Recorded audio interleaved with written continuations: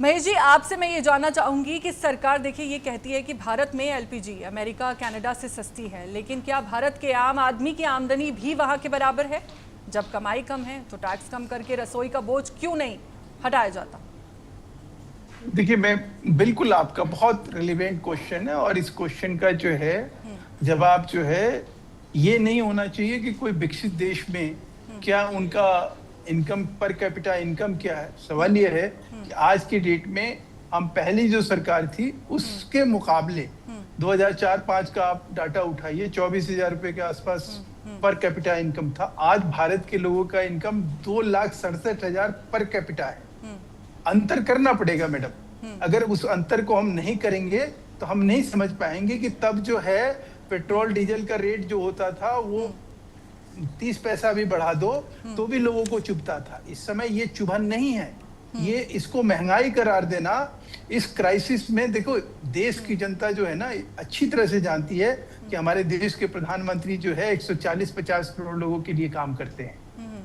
वो कोई हिंदू मुसलमान में बट के काम नहीं करते। वो प्रयास, विश्वास और साथ, सबको साथ में लेके सबके विकास के लिए काम करते हैं। ये देश सबका है, इसकी चिंता सबको करनी चाहिए।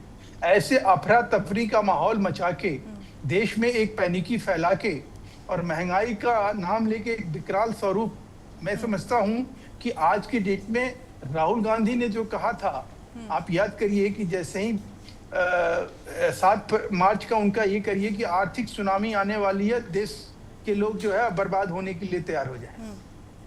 क्या मतलब, ये एक जिम्मेवार विपक्ष का नेता ऐसा बोल सकता है क्या? कोई भी अपने देश का खाता पीता, इस देश के नमक खाने वाला कोई भी इंसान अपने देश के बारे में ऐसी सोच रखता है क्या? जिस देश की जीडीपी आज की डेट में 7.78 दर्ज हो रही है, विश्व का सबसे तेज गति से आर्थिक प्रगति करने वाला देश बन चुका हो, जहां आप जीडीपी देखिए, तमाम जितने आकलन थे सबको झुटलाते हुए वो कहीं 7.7 पे दर्ज हुआ है 2025 और 26 का जीडीपी।